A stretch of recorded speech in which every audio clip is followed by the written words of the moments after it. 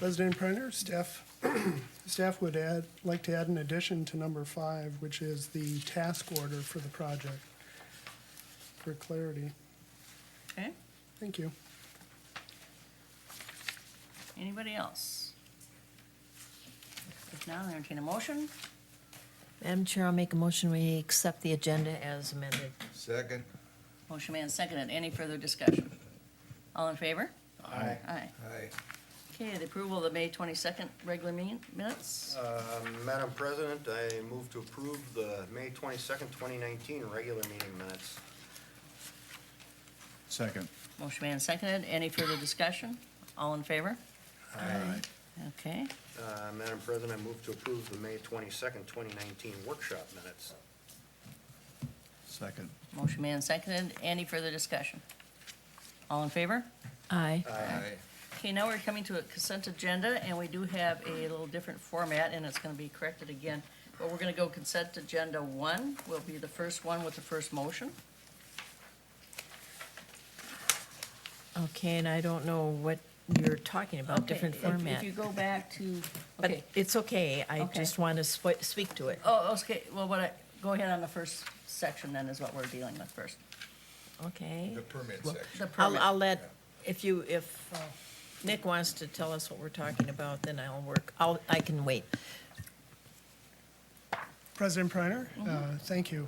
Board of Managers, yes, there's 2 consent agendas. The first is on the permits, and staff would like to make a comment on 1924, which starts on page 30 of your packet.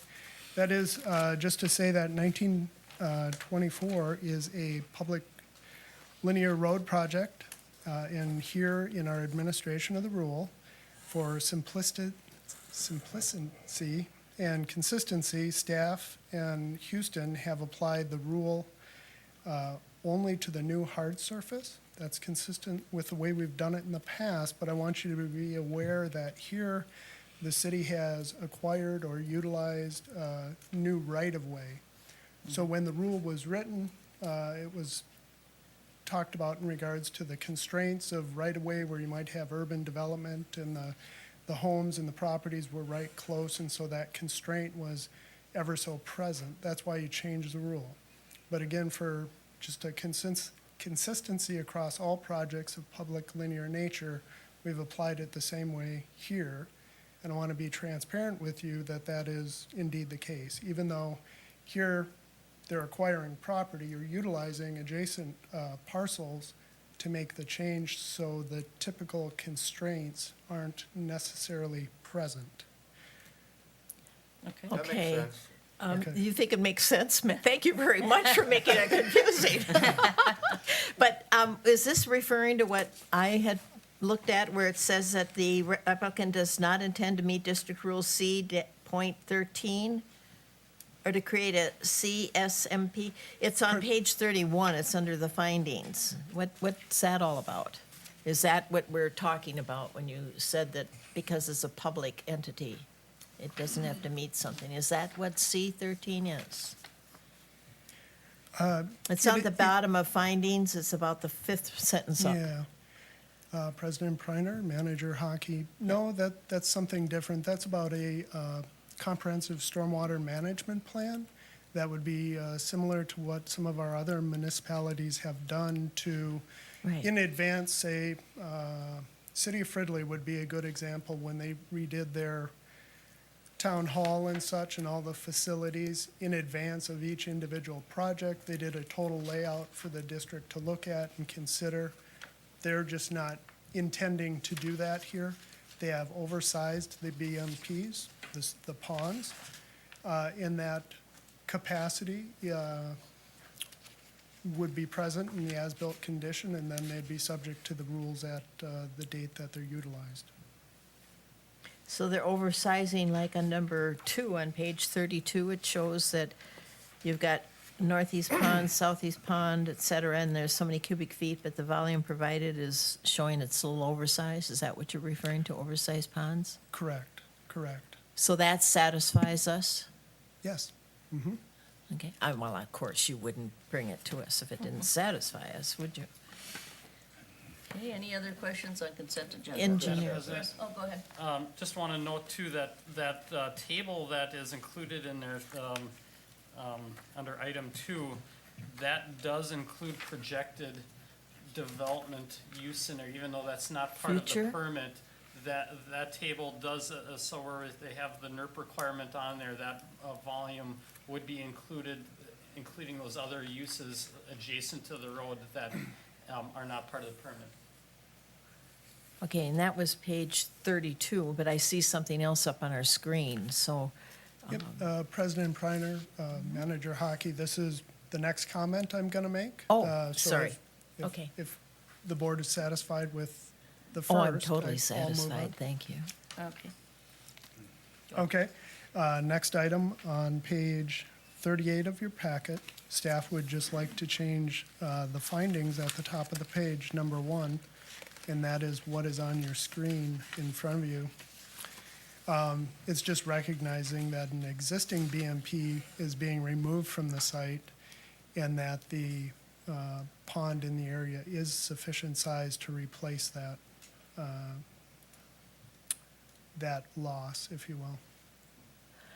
It's good you brought that up, because that's exactly the paragraph I was looking at for next, because there was a lot of impervious surfaces, and I wanted to know more about ponds. And you've added that, a swale, Yeah. because it was covering up so much of the property. Correct. So working with the city of Centerville, the applicant has proposed a project. It wants to go into an area when these lots were platted into parcels.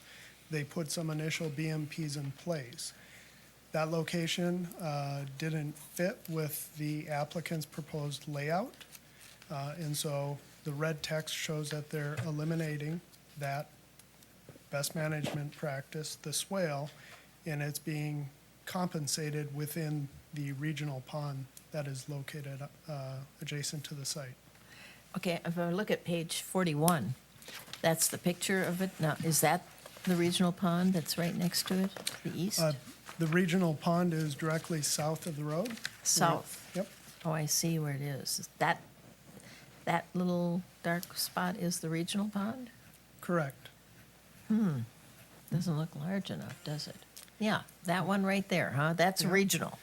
That's And that's correct. supposed to take care of all that. Yep. That's what we pay these Yeah, engineers for. right, engineers is gonna take care of it all, huh? Okay. Watching. Any other questions on the consent agenda? Appreciate the question. Staff have no other items. That's it. Anybody else? If not, I'll look for the approval. Will be at the bottom of the red section. Madam President, I move to approve the permit applications noted for 19-024 and 19-042 as amended. Second. Motion and second. Any further discussion? All in favor? Okay, consent agenda 2 is our new one, and that is about the grant program. Go ahead. This one is a good one, you guys. Lauren, was, Just anybody want- have any questions on any of the grant program costs? You see that they were laid out in a chart form, and this will be, I think, the new structure of how we're gonna move forward with these. President. This is very good. I was at the President meeting. Priner, that's correct. This replicates what we've done just recently, is to put these cost share projects on quote-unquote consent agenda. But obviously, if you have questions, we're happy to answer those. Madam Andy? President, Go ahead. I assume that each landowner will be separately responsible for the 50% match applicable to their property? Correct. Yeah, I would suggest we add that Add to our that to the motion. chart. Okay. I just want to say this was presented at the CAC meeting that was held Wednesday, last week. And it was very well done, and it takes all these landowners along the whole shoreline that are going to work on establishing some sort of a way of holding back the shoreline from the water. So it's an excellent idea, and I think that if we can get more of this type of thing, it would really be nice. I like it. Thank you. Motion is on page 45.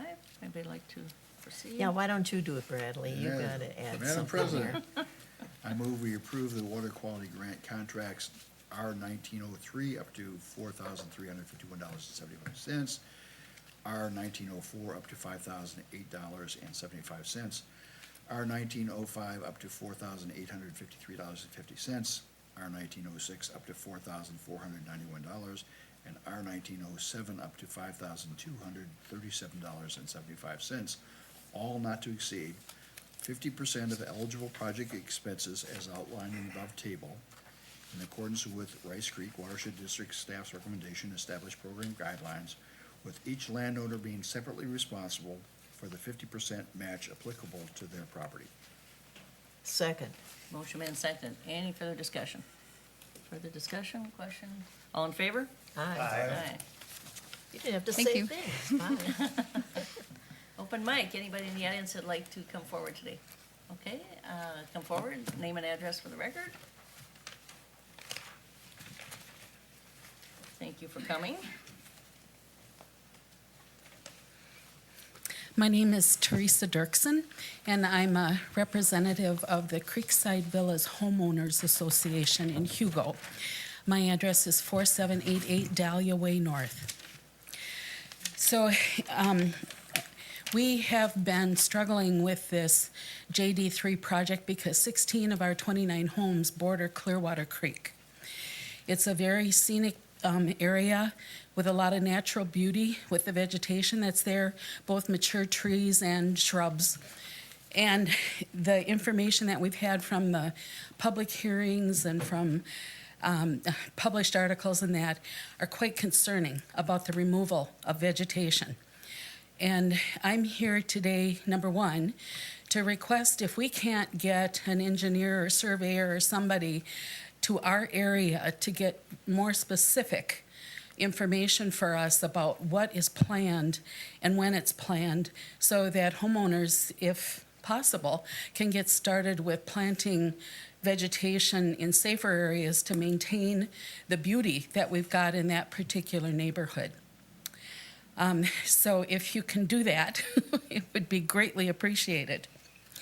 Then the second concern that we have is I had contacted, it was Phil Belfiore, but I got a response back from an Ashley Ritchie about the fact that where vegetation is removed, herbicides will be would be applied for 3 years, up to 3 years. And since we are on a creek and all these excess herbicides are going to drain right into that water, which goes over to Lake Peltier, and that creek is full of aquatic life, there are mammals, there's, plants and everything. I had asked specifically for what are the results of the environmental impact or assessment, and only received this very vague answer from her about that. So those are the two concerns I would like to request we get better information, more precise and specific information on the maintenance access that's going to be built, the removal of vegetation, and also the herbicides. And while I've got the mic, I just want to express a thank you to John Waller, who we have reached out to and who's been as helpful as he can be with the lack of information he has as well right now. Thank you. I think, Chris, maybe you can give her the process a little bit more so that she understands we are going to have meetings and be on the property. Yeah, we've been hearing that for a couple We are, of but years. it's a process that we're going through, and maybe the timing is a little bit, Chris, if you can. Sure, Madam President. We do have on the agenda coming up here for the board to approve the next phase of this project and approve a task order or contract with Houston Engineering to begin work on developing plans and going through the construction phase of the project. And one of the first tasks that we would have as part of that process would be to go out with one of our engineers to walk through the site along there, and identify some of the constraints, constrictions along the way there. So that will be one thing that we'll be doing, and then once we get that information compiled together, and have a better understanding of on which side of the ditch we'll be working and what the widths are that we'll be working in. Then there will be a public information meeting for landowners associated with that. That will be describing what those, the right-of-way of the drainage system is that will, the proposed work limits will be in. And there will also be maps that will be provided to the landowners along the way there that will specifically show on each one of those properties where those approximate work limits are there that we're anticipating for the project. We anticipate that that meeting and those maps would be prepared later. I guess I would say probably late summer would be an anticipated timeframe for that. Okay. It's gonna take some time again for us to develop that information, be able to provide to the landowners to show where those conditions will be. But I guess for the landowners along the area, you know, one, anticipate that we would be out there walking through the site and, you know, fairly shortly here. And then two, you know, a meeting and information will be provided on that. The second item regarding the herbicides, that is not something that is necessarily just for a 3-year time period. There might be more work done in the first 3 years following the repair to try to manage and stabilize the site, because again, when you complete one of these repairs, it's kind of almost like you're picking a scab a little bit, for back of a other term. And so you have to spend a little more time trying to, in those first few years, trying to stabilize the system along there and make sure that you don't have a lot of scrub brush and trees growing along there that would make it difficult to have access in the future to maintain, because the district will be needing to maintain on into the future. That's part of their responsibility under state statute. The district has in the past and will continue to use herbicides along the drainage systems to be able to manage this growth of vegetation along there. They utilize an herbicide that is appropriate for use along a waterway like that, where they consider you know, the effects of the herbicide on those waterways. So that is something that is taken into account when district staff look at utilizing that herbicide. Yeah, that's pretty much what Ashley had said too. So can we be moved up on the agenda somehow? I know there's a lot of area of ditch and a lot is going through farmland, but this part that the creek goes through is all residential.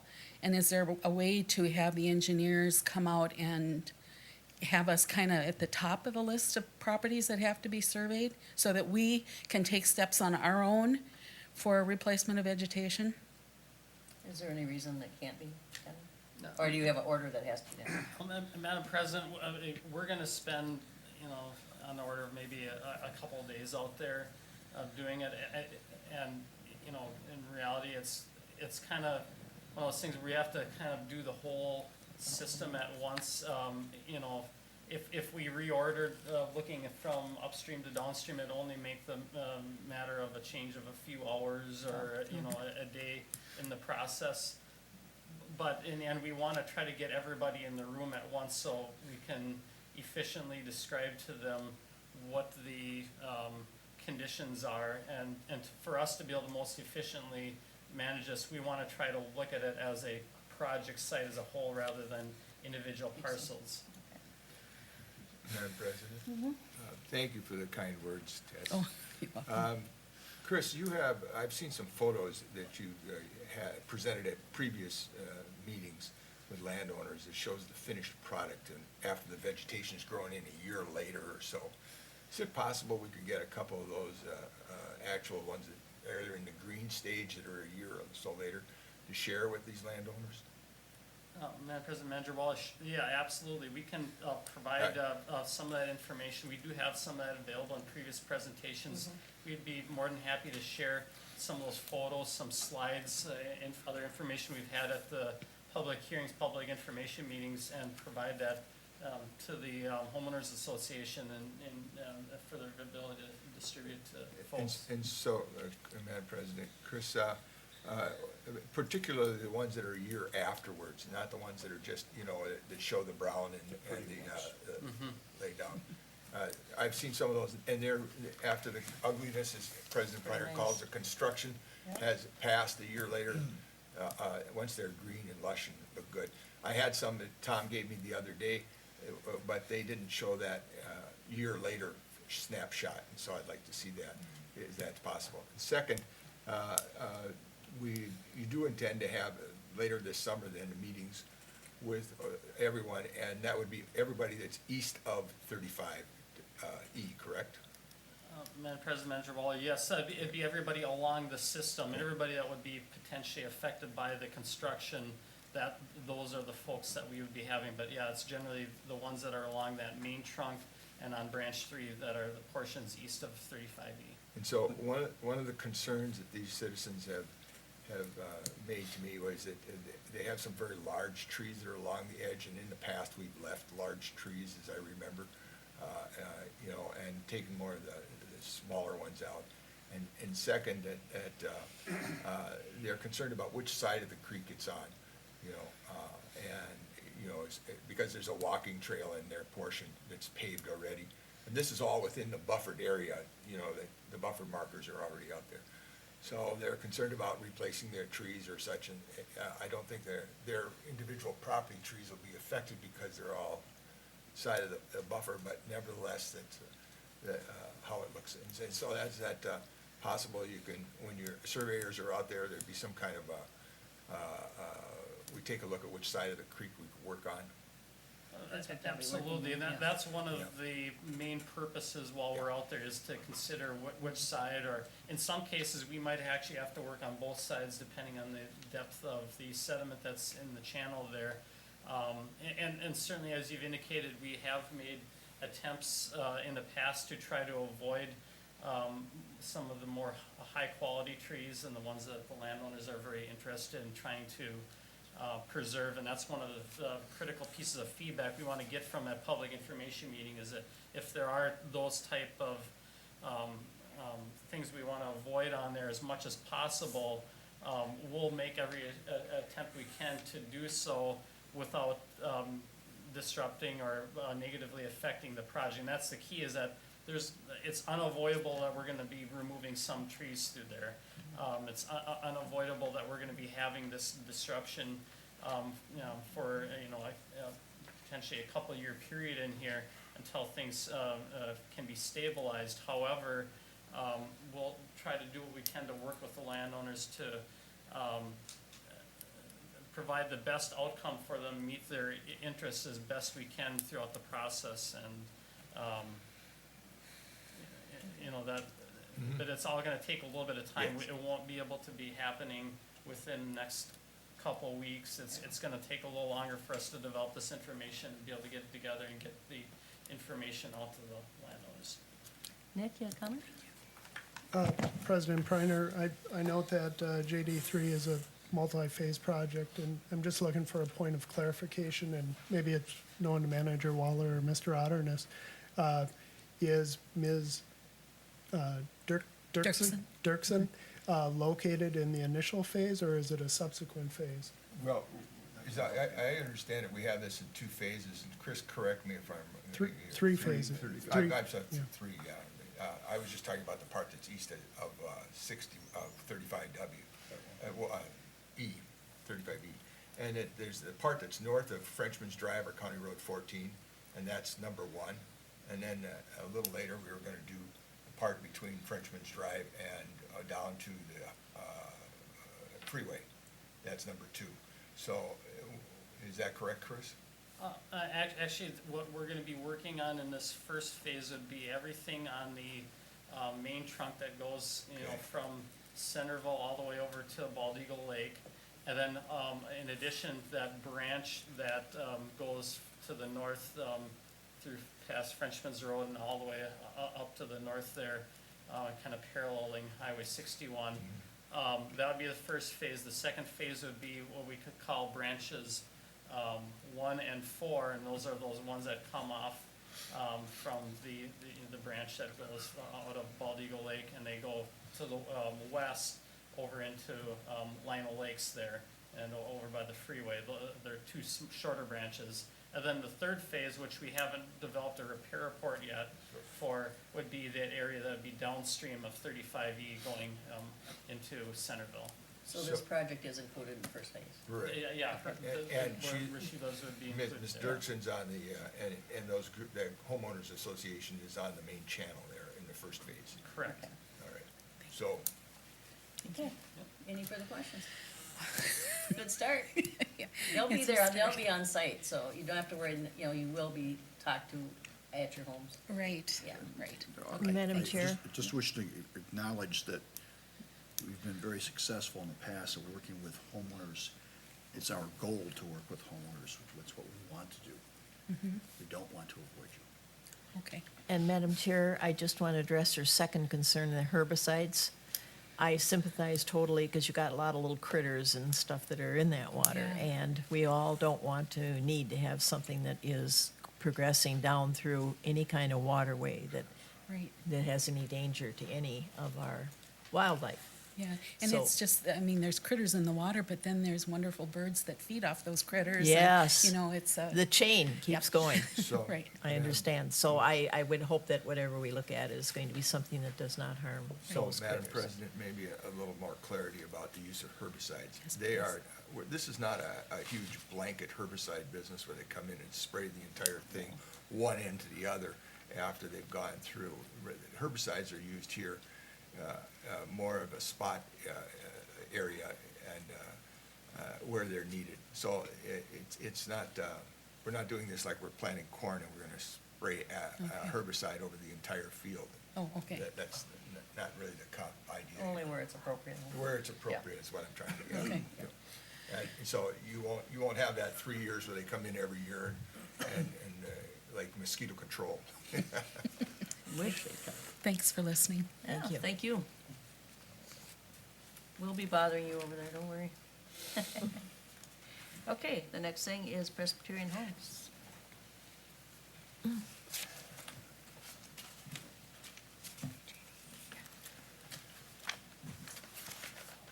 President Preiner, Board of Managers, for your consideration today is another water quality grant application, which starts on page 80 of your packets. Consistent with our previous practice, we are presenting this as a separate action item today for your consideration, since it is a little bit different from our typical projects that come through the program. This project is Presbyterian Homes, Johanna Shores Shoreline Restoration. It's a large-scale shoreline restoration at the Johanna Shores Senior Living Facility in Arden Hills. It is located right off of County Road D and Fairview Avenue and Lake Johanna Boulevard, and right on Lake Johanna, just west of RCD 4 and Northwestern University. It's one of the largest properties on Lake Johanna. It's around 21 acres, and it's largely impervious surface. They are experiencing active erosion on their entire shoreline, and they own a peninsula on the lake as well. And I have a couple pictures here of the erosion that they're experiencing. There's a lot of exposed soil, and there's not much coverage other than trees. This is a picture of the peninsula. And despite the trees, you can see, it's a little bit hard to see, but you can, there's exposed soil all along the shoreline here. And then this is a picture of some existing riprap that failed due to the small size of the riprap and poor placement. This riprap will be reused for the shoreline restoration. When was that put on? How long did it fail? I mean, has it been how many years? I'm not entirely sure when it was first placed. Okay. But I think no, it wasn't part of our, one of our projects. No, I'm just wondering how long it takes before you decide it was a failure. But that's okay, thanks.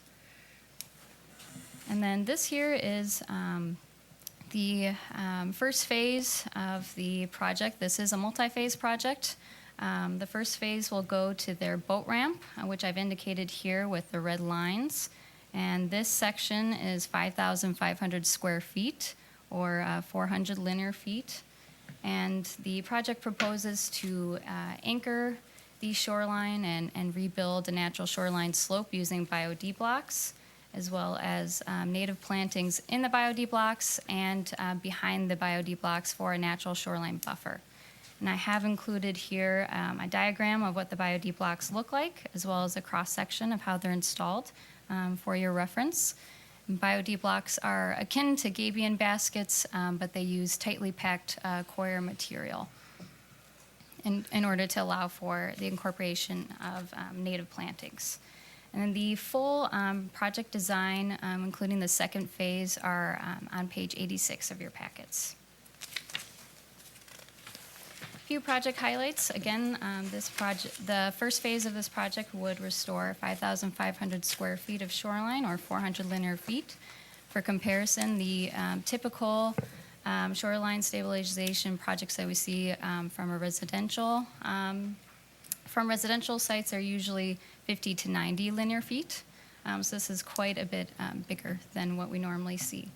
And this will reduce around 50% of volume, 94% reduction in TSS. This is different from what I have in my memo on page 81. So this slide is correct. I apologize for the mistake in my memo. The project will also reduce total phosphorus by 59%. Only one bid was received for this project from Outdoor Lab. It does include a patio and a retaining wall that we will not cover through the grant program, so we've removed that from the eligible project costs. So the eligible project costs are $57,092, and the Ramsey County SWCD estimate was $62,140. So the bid did come in lower than what we expected. This project was considered at the CAC meeting on June 5th, and the CAC supported the project and recommended approval. The grant request is $28,545.80, which is 50% of the eligible project costs, which is similar to the typical recommended amount for shoreline restoration projects. Okay, any questions? Madam President? Madam Chair, Okay, start at the end. I'd make a motion. Well, I got a question. Yeah, question. I do too. Okay. So, we've run in, this is the second time I've run into this, I ran into this with regard to a Hugo application, which I worked with. And that is that we've got two forms of funding coming in here. It's us, three forms, Presbyterian Homes and Ramsey County. And Ramsey County has a cost share of $10,000. Is that supposed to be 50-50 for Rice? You know, what are they cost sharing there first? Let's see. Brian Olson with SWCD is in the audience and who can help Forward. answer Thank you. questions.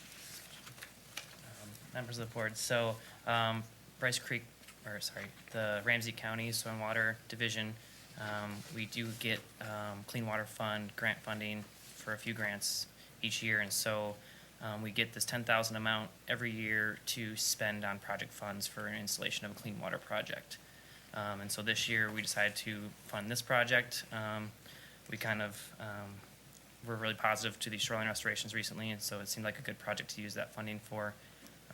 And as an addition to help kind of the feasibility of this project for the home or the landowner, just to give them a little extra funding to get this installed. And then hopefully they'll do phase 2 in the future, hopefully next year then, since they'll have a little more flexibility in their own funding structure for these projects for their entire shoreline. Did your cost, is it a cost share program or a grant? Yes, that's probably. That's So what- it's a, I guess, I don't know the exact details, but it's a state cost share program or cost share grant that we receive. So it's just it's from the Board of Soil and Water Resources. They allocate this to SWCDs each year to provide cost share to projects. So 'Cause if the SWCD money needed to be 50% shared, then they would need to provide $10,000 of their own money against that. And if we're providing 50% funding, we would provide $18,545. sure, yeah. And Presbyterian Homes would provide $18,545 to us and $10,000 to you, the grants would change. Right, so our cost share doesn't require them to have a specific match. The only requirement for ours is that the total grant funding award from us can't exceed 75% of the project. So it's, our cost share isn't relied on what the actual grant coverage for the overall project is. As far as, so, Yeah. yeah, so our funding plus your funding doesn't make much difference for our funds, I guess, is I should say. That's okay. Just so I think we should understand then that actually Presbyterian Homes is providing 32.5% of the funds. We're gonna be providing 50. the 50% of the funds, and They provide the Ramsey other County is providing 18. the remaining like 18% of the funds. President Preiner, Manager Bradley, I believe we've run into this before on other grant applications. I think Kyle could probably speak to it. And as he's coming up, I just wanted to make a note in regards to the failure of the old riprap. Here, I don't want the board to leave with the wrong impression that riprap necessarily fails, but here it's about design, the type of rock used, and the size that caused it to fail. So whether the original installation or the installer had that knowledge base or not played into the reason that it's inadequate or not serving as we'd like to see it. So on other projects, and here if riprap were used, we'd look to our engineer or those knowledgeable folks to size it and place it appropriately.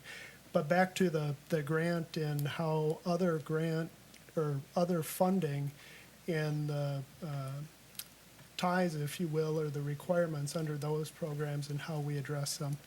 I'd look to Kyle.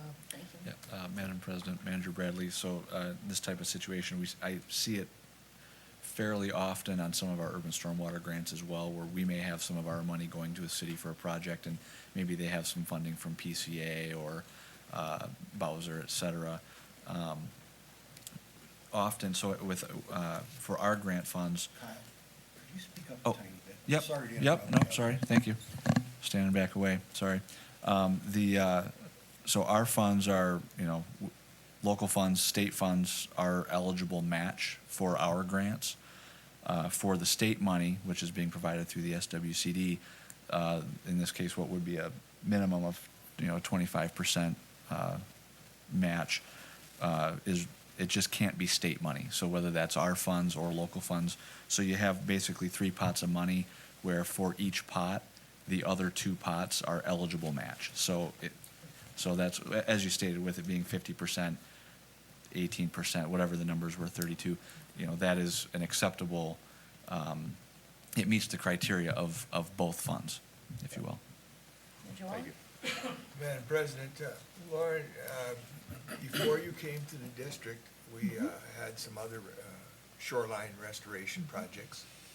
And we used a product called biologs at the time, and they ended up being kind of a failure. They disintegrated pretty quickly. So I see that you're having a bio block, you called it. And I'm asking you, is that bio block caged in a metal container or metal cage, or is it, what is it that's going to make sure that bio block just doesn't fall apart in 2 or 3 years? President Preiner, Manager Waller, that's a good question. It doesn't use any metal. It is encased in coir material and erosion control fabric. I'll put it back here. But the coir material that's used for the block is very tightly wound, so it's a lot sturdier than your typical bio log. So it should last a lot longer. It is designed to biodegrade eventually, but it shouldn't biodegrade before the plants establish themselves. So in the past, I remember that when this happened, I think it was over on Long Lake, that we replaced it with riprap, rock riprap, more permanent thing. So I just bring that to, because this is a different product, I realize, but I'm Leery. bring attention to that issue. I'd like to see how this one lasts because the last time we used the bio-log product, it was, Just didn't work. it just didn't work, right? Yeah. Exactly, Madam President, and it was disintegrated in a matter of a couple of years. Go ahead, Kyle. Madam President, Manager Waller, I don't mean to, biologs are effective. They are effective when they're used appropriately. They are designed to biodegrade in a number of years. I just wanted to put that on the record. And we still do see them proposed in projects that come in for cost share. They're designed to protect the planting area and the toe of the slope there until the plants establish themselves. They're not intended to be there long-term or permanently. The Bio-D blocks are, I would say, a far more robust, heavy-duty application, larger.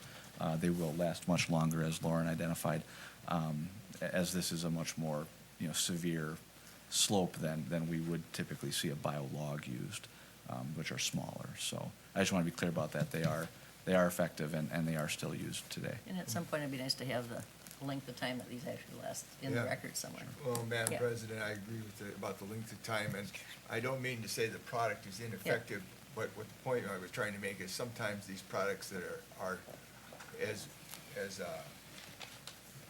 Administrator Nick pointed out earlier, that inappropriate use of the size of rock and such, and so I could just cautioning you to say, look, let's, I don't want to have to come back and fix it in a couple of years later, is what I'm saying. But thank you for your attention to the matter. Okay, any other questions? If not, I'll entertain a motion. Page 80. Madam Chair, Yep.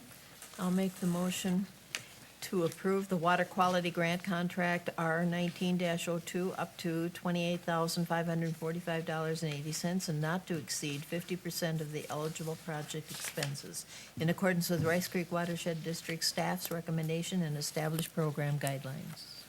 Second. Motion made and seconded. Any further discussion? All in favor? Aye. Thank you. Thank you.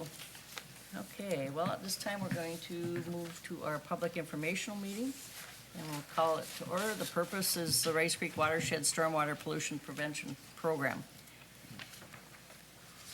So the first thing we'll do is have technician Sampero give us a brief presentation of it. Thank you for having me today to hold a public information meeting on the Rice Creek Watershed District MS4 Stormwater Pollution Prevention Program, or SWIP. We are required every year under the MS4 permit to have a public information meeting on our SWIP.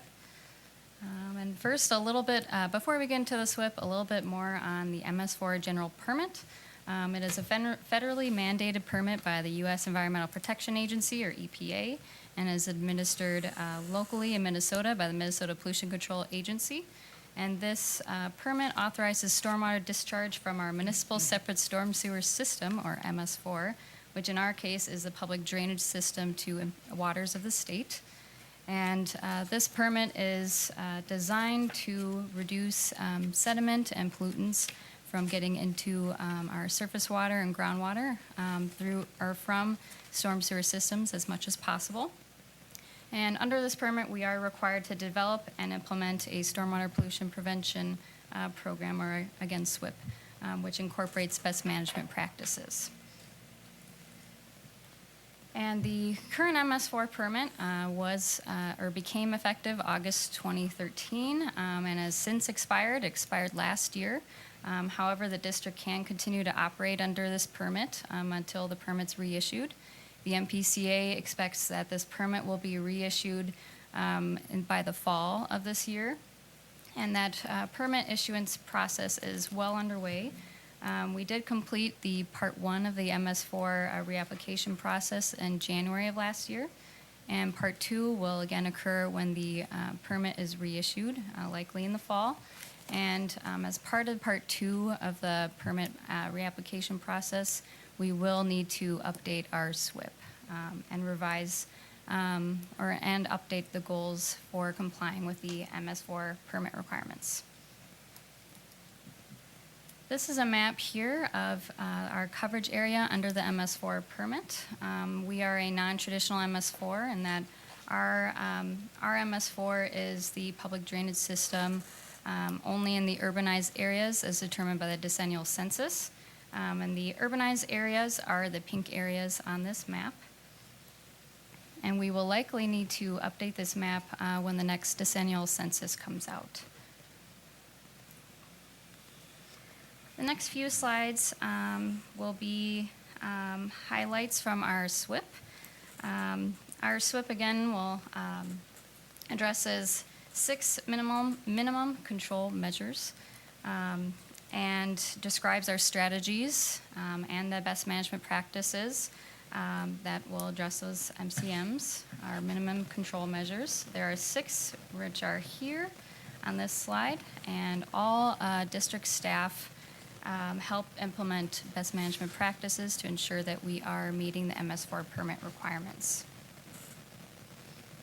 So again, these are some highlights from our MS4 annual report showing how we meet the MS4 permit requirements. This is for the first minimum control measure, which is public education and outreach. We have written several community newspaper and newsletter articles for our cities. We have also participated in many stormwater-related events and workshops, reaching over 6,000 people, such as through our rain garden maintenance workshops, turf alternative workshops, Children's Water Festival, and the Blaine Home and Garden Show. We also have created targeted materials for specific groups and concerns, and we regularly utilize our website and Facebook page in order to educate the public, provide outreach opportunities. And we have seen an increase since 2017 in the usage of Facebook. In 2017, we had 11,000 users, and in 2018, we had 20,000. So it almost doubled. And we have several other programs and efforts that we do to meet the public education outreach MCM, such as our water quality grant program and mini grant program. We had 15 water quality grant projects approved last year and 22 mini grants. We also have participated in collaborative programs and provide resources through the programs like Blue Thumb and Master Water Steward programs. And we have also created a new route display, which received the MAUD Education Booth Award last year at the annual conference and has been in constant rotation since it was created. We also provide training and professional development opportunities for our partners, such as the winter salting workshops and trainings. And overall, through these programs, we leverage our relationships and partnerships in our community in order to get the biggest bang for our buck. We coordinate our education efforts with our partners in order to reduce duplication of efforts, increase the effectiveness of our efforts, and to provide our partners with the support that they need. For the second MCM, which is public participation, we have an annual public information meeting to provide opportunity to comment on our SWIP, which is what we're doing right now. We have not received any written comments or verbal comments on our SWIP as of now. Let's see here. And the third MCM is illicit discharge detection and elimination. Since we are not a typical MS4, this is again illicit discharge is not typical either. Illicit discharge would come from an outfall on our public drainage system rather than a storm drain like a city MS4. And we we prevent illicit discharge by regulating land disturbance near our ditches through the implementation and enforcement of our district rules. We also actively monitor the water quality of our ditches through routine inspections, and we also investigate every complaint that we receive, whether it's suspected or known illicit discharge, and we follow our illicit discharge enforcement response procedures when we get those complaints. We have not, as of last year, we have not seen any illicit discharge. We haven't identified anything, and all of our field staff is trained to identify illicit discharge. The fourth minimum control measure is construction site stormwater runoff control. We actively implement and enforce controls for this MCM through our district rules and through our construction site inspection enforcement response procedures for violations. In 2018, we had 99 active construction sites that were greater than 1 acre. This is actually down from 2017. In 2017, we had 136 active construction sites that were greater than 1 acre. Last year, we sent out 156 violation notices, which were mostly through inspection reports, but 4 of those were 10-day work without a permit notices. And we didn't have any administrative orders or forfeitures of surety last year. The fifth minimum control measure is post-construction stormwater management. This is another that we actively implement and enforce through our district rules and permit review process, especially Rule C. We require ditch and drainage and utility easements and also stormwater maintenance agreements for sites that have permanent stormwater BMPs. And last year, we reviewed 72 projects that required permanent stormwater treatment BMPs, or best management practices. The last minimum control measure is pollution prevention and good housekeeping. This measure is regarding how we maintain our MS4, which we regularly maintain and inspect through our routine ditch inspections and our annual inspections of our district facilities and outfalls on the ditch system. Last year, we inspected all of our district-owned facilities and outfalls on the ditch system. In addition to these 6 minimum control measures, we are also required to report on discharges to impaired waters that have total maximum daily loads, or TMDLs. We have designated categorical waste load allocations on the Hardwood Creek TMDL and the Golden Lake TMDL. Hardwood Creek is impaired for biota, dissolved oxygen, and TSS, or total suspended solids, and Golden Lake is impaired for phosphorus. And last year, we didn't do any big projects to address those waste load allocations, but there is one in progress. There's an iron-enhanced sand filter under construction in the city of Circle Pines, so we'll likely include that in next year's presentation. After the MS4 permit is reissued, we will likely have to report on other TMDLs, and we will also likely have to provide more documentation showing how we are meeting those TMDLs. And designated waste load allocations. I'm available for any questions. Questions from the board? Madam President. So, would you go back to your slide with the map on, please? It was very early in the presentation. All right, and so the pink there shows the urban areas. Correct. And the definition of urban oftentimes means you have sanitary sewer and public water. And we have a development area in northern Washington County, and which is, I would call, between 1 acre and 2.5 acre lots. You're pretty familiar with that in Hugo. And some of those create stormwater problems. And they're not urbanized, so therefore they don't have the structure in there, but they nevertheless, they have we don't have a real program that we work with the cities in order to channel that stormwater. A lot of it can come off these developments, and it just kind of flows over the next neighbor's property until it reaches one of the drainage systems. And so as we see more and more development of homes, you have the pink area, but do we have a stormwater approach where we're going to handle how we work those waters that come from these kind of, I'm gonna call them the in-between areas. They're not really in the urban service area yet, because, and I'll give you a good example. One in Hugo was called, where 1 acre lots were down on Bald Eagle Lake. And for, I don't know, 20, 30 years, that development went in 1967 or 65 down there.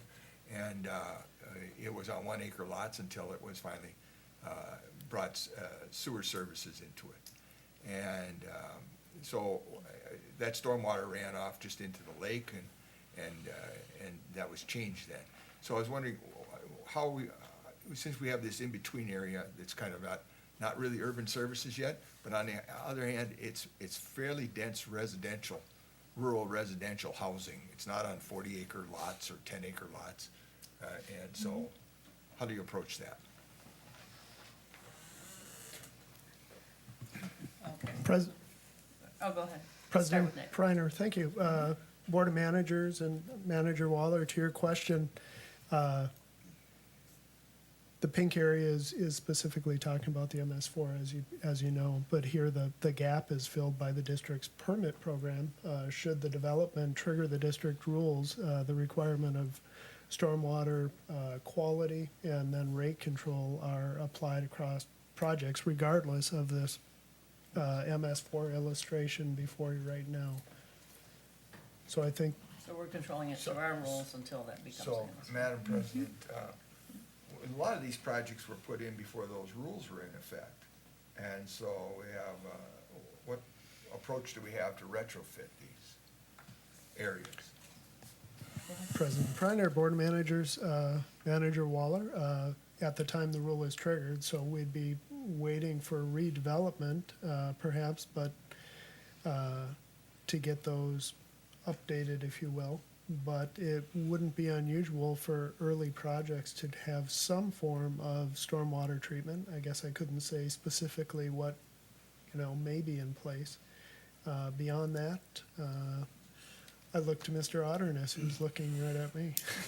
Madam President, Manager Waller, one of the key things that the district does is retrofit projects and partnering with cities on some of these projects that try to address some of these nagging issues that have been a result of that development that has occurred in the past prior to modern stormwater management rules. So, the district, does a lot of effort in order to be able to try to combat some of those early type of projects. But again, as Nick indicated, the district already has a very robust set of rules that it administers that catches a substantial amount of the issues, concerns that are addressed within the MS4 program for the whole district, not just that area within the pink.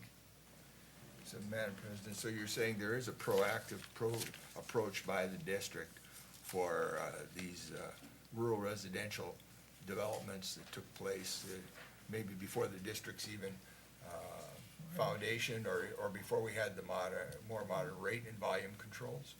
That is correct. Okay, anything else? With that, Lauren, I can have you be seated, and I'll ask if there's anybody in the audience that would like to come forward. If there is, please state your name and address for the record. Seeing none, I think we're going to close the public meeting, and we'll go to our regular agenda. Okay, so, go ahead, Nick. Did I miss? President We Preiner, need yeah, at the end of that, we're looking for a motion to Yep, accept it. authorize the administrator to send in the report. Right, okay, page 91. Madam Chair, I'd like to make a motion that we accept the 2018 MS4 annual report and direct the interim administrator to submit the report to the MPCA. Second. Motion made and seconded. Any further discussion? I just want to say that when you realize reports and everything that our staff in Watershed has to do, my goodness, they look very complicated, and this looks very thorough. And why am I always complimenting you on what you're doing? At any rate, great job, Motion and second. staff. All in Thank you favor? so much. Aye. Aye. Okay, so we're gonna go on. It looks like Matt's up. President Preiner, there is another item just prior to that on the agenda. Oh, go ahead. There is. Number 3. Oh, I'm sorry. He jumped That's the o- gun. that's Sorry, all you right. can stay there. We're gonna go through here. Okay. Yeah, so item Midtown 3. Village. President Preiner is affirming past CAPROC. So the district approved CAPROC on district file number 1921, which is Midtown Village project, at a board meeting on April 10th of 2019. I'm on page 110 of your packet. Later, the district found that the project was subject to an EAW. When we came under notice of that, we did suspend the board's action because the board shouldn't take action until Before we that have it. environmental review is complete. It has since closed. The city indeed did file a negative declaration in regards to the EAW, but more importantly, staff did review that document and did not find any reason for your action to not continue as we previously recommended. So here, we're just looking for you to affirm that past action now that the EAW is complete. Okay, page 110.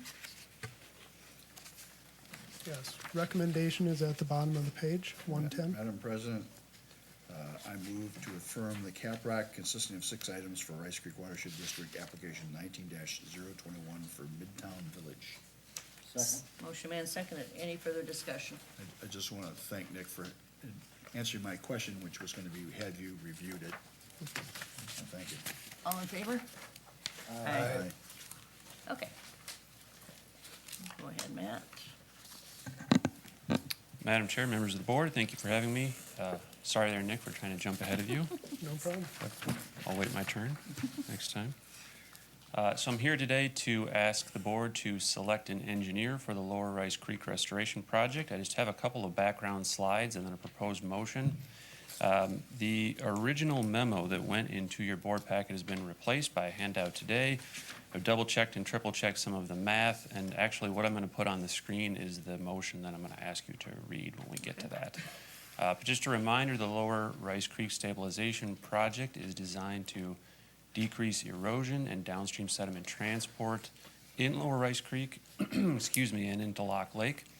We received a Clean Water Fund grant for this past year, so about 75% of the project cost is being paid for by that grant.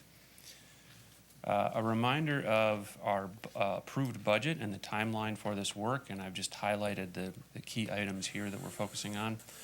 The total approved budget is a little over $700,000 for this. Our engineering budget is a little over $100,000 for this project. We're right now moving into the project development and design phase, so that is this summer and fall. That's what we're hiring the engineer to work on. Bidding would be later this calendar year, and construction could begin sometime next year, probably late summer, potentially through early winter next year. So that's our schedule. If you recall, we released a request for proposals, or an RFP, to our entire engineering pool in April. We received 8 proposals. 3 finalists were selected and were interviewed at a board workshop in May. They were Barr, Emmons and Oliver Resources, and Wenck. At our workshop yesterday, the board agreed by consensus to hire Barr as the project engineer. So as we discussed at the workshop, Barr's base fee was $54,500. As we've heard in the past from managers, and staff agree with this, is that construction management is a very key component of a successful stream restoration project. That's ensuring that the contractor is installing the project as the plans specify, and that everything is being installed as it should be. With that in mind, staff recommended, and the board agreed yesterday at the workshop, that although Barr's proposal was very good, their construction management hours were probably too low for what our expectations were for the project. So we suggested increasing those from 112 hours to 160 hours. 160 hours was the average number of hours provided out of all of the proposals that we received. So that would increase the contract price to the number shown there. And then this is the proposed motion. And I apologize for originally having the blanks in your packet and in the handout today. I think there was one other typo. I think there was an extra 8 in the not to exceed amount, 788. So I'll ask that you use the motion on the screen here. These numbers have been double and triple checked, or if there are any other questions. Okay, questions from the board? Not, we'll have a motion. Madam President, I move to authorize Rice Creek Watershed District Administrator on advice of council to enter into a professional services contract the Lower Rice Creek Stabilization Project with Bar Engineering Company, Inc. for a not-to-exceed amount of $59,780. The contract will provide that the engineer may not begin project design work until so directed by the administrator. The administrator is hereby authorized to enter into contract amendments for additional work in an aggregate amount not to exceed $68,747. Motion made and seconded. Any further discussion? Yes, Madam Chair. I just am going to, I guess I'm going to abstain for voting on this because I do believe that the other firm had come in with a firm price that we had, and I really appreciate when a firm comes in with a price that seems to be what, it doesn't need to be tweaked. But bottom line is that we've had EOR before, they have done other streamlined stabilization projects. We know that they do a very good job. I obviously thought that that would be the one. But we did decide by consensus that if we had something that was gonna save taxpayers a few dollars, that that's the one that we should probably go with. And we also did discuss the idea that, I've been in the manufacturing rep business before, sometimes there's lost leaders out there, and maybe Bar has given us a good quote, but it was one that I think they'd like to get their foot in the door. Could I suggest that you don't abstain, but that you vote? Because you just should. I mean, Oh, I'll do I it. I think it's better if everybody votes versus abstain, because that gives a clear picture of the picture of the board. Madam If President, that's okay. I'd just like to observe that, Yeah. you know, we had several very qualified bids. And one of the bids was from someone who we've used in the past, and I would therefore normally want to lean that way, but we had approximately $20,000 savings for the Bar bid as adjusted by staff to address its concerns. Having addressed our concerns, I could see no reason not to save the taxpayers the $20,000 and give us an opportunity to work with yet another fine engineering firm. And that's what I pretty much stated. Yeah. I understand I we're think doing that's this where on we are. saving the taxpayers' dollars, which As long is as what the our product job turns is. out the same, we'll be good with it. Any other comments? Okay, we have a motion and a second. All in favor? Aye. Aye. One abstention. I'm sorry, just a stubborn German. Okay, we're gonna move Thank you. on. Go ahead. President Priner, Board of Managers, next on the agenda is item 5, which is consideration of the final order directing the repair of Nook, Washington JD 3. I'll note here that the resolution number has changed for the record to 19-017. And at the beginning, we also added the task order as a secondary item to be considered by the board. Notably, the JD3 project, the resolution on page 135, is for a project of 3 phases. This is the first phase, and I think it's important that the record reflect that each of the phases does have independent utility, meaning that doing one phase of the project does provide function to the system. And President Priner, with your permission, I think your engineer, Mr. Otterness, should comment on that. Okay, Chris? And Madam President, and Nick is correct with that, particularly with this first phase here, since it, for the most part, is the core of the system that drains the main part of the system. Anything that's done in this first phase is going to provide benefit to the entire system. And, because of that, as Nick alluded to, there is value in this phase regardless of what happens with any of the subsequent phases. With that, President Priner, Board of Managers, I do note it is not one of the whereases of the resolution. Certainly, if you find it of similar importance, other than it just being stated on the record, it could be added. Otherwise, certainly if you're comfortable with it as written, that's fine as well. I propose that the motion maker add that to it. Sorry, I missed that part. Board of Managers, Manager Bradley.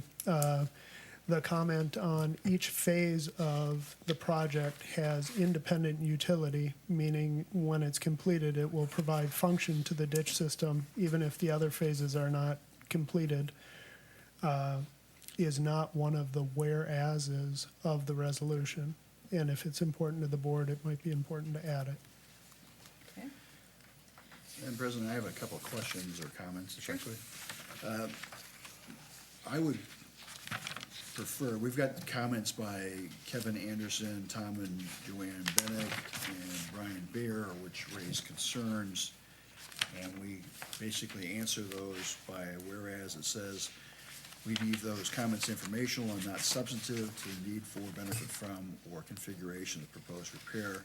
You know, I think we could have responded to each of those comments with a single sentence in each instance, and I would have preferred that we wrote this thing up in a way that actually provided the public with our response to those concerns. They are, in fact, informational, and we are going to address each of those concerns as we go forward, so not going to make a further deal of that. I would like to ask a question on the order, paragraph B, the last sentence. The board reserves to itself, however, all subsequent actions required by law to proceed upon board approval. And what is the intent of that particular sentence? Is that to address the concern that we'd been working at a previous workshop about the possible legislation changing funding? Manager Bradley, I'm sorry, could you identify the location again, please? Certainly. It's on page 139, Okay. last sentence of order, paragraph B. Board reserves to itself, however, all subsequent actions required by law to proceed upon board approval. Am I not reading right? You said that's under B on page Over here. 139? It's on page, 139B. 139B, and the last sentence. The last the sentence. last is sentence, what Manager okay. Bradley is referring to. I would ask for some assistance from council, maybe they could assist you. Okay. Madam President, managers, I think this sentence is written broadly to reserve to the board authority to follow the procedure required under the drainage law for each subsequent step, noting in fact that you're in a multi-phased project, that the administrator is authorized to coordinate and implement this first phase, but recognizing that any other phases need to come back to you pursuant to To the that. board. It may also encompass the additional contingency that Manager Bradley has noted, but I think it's broadly meant just to say the administrator is directed to proceed as this resolution authorizes, but reserving to the board all future steps and must, by law, be approved by the board. Question, Madam I'm sorry. President, I also believe that it's my understanding that Attorney Kolb suggested the addition of that at the conclusion of the last workshop where you discussed this topic. so are we referring to the fact that, this whole project is going to be over $3 million, isn't that correct? There's three phases, and is that what the price is going to be? And this. Generally correct. Generally yes. correct. And this first phase is somewhere around $1 million. That simple math would work, yes. I know, just to make it easy. So, I was remiss in the workshop yesterday in which I did not relate what I had found out from a person that is a lobbyist over at the legislature about something that there's two bills out there that have to deal with the funding of a project. And I did find out that the bills are live and active. They can be. It's not this year because obviously the legislature's over, but there has not been anybody that has taken their names off of authoring the bills. So they may be working on it next time. It's alive and well, but we don't know where it's going to go. Now, when you were just discussing this and the subsequent actions required by law, are we getting into anything that has to deal with if we do this and we do this part, and I don't mind making plans or anything like that, but the law changes and we've got another type of requirement on some of the funding of what that particular, those two bills are coming through.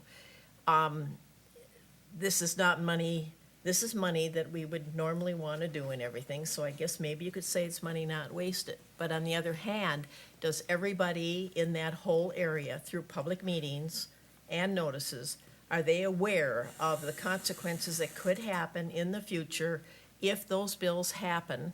And money, 90% of the money is going to stay in Washington County.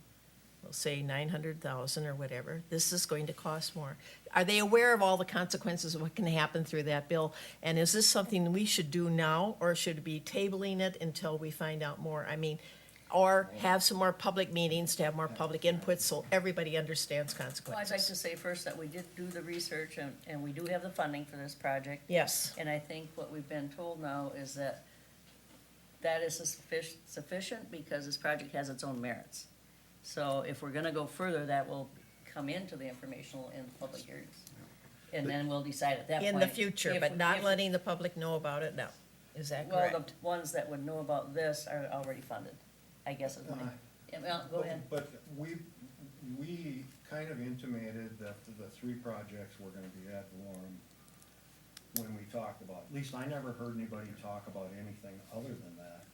And at this point, we can't guarantee that. And for me, I feel like we should either go back and clear it up and say, there is a possibility that this will not be an ad valorem funded project. I mean, we have legislation at the Capitol, unfortunately, that's affecting it.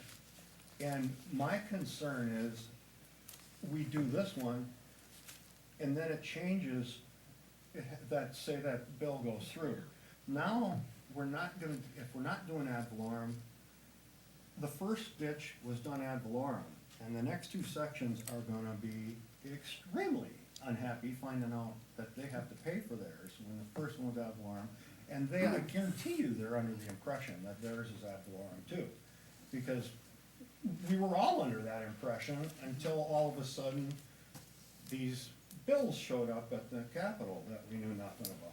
So, for me, I will not be voting for it until we either clear where we re-talk to the people and give them a heads up, or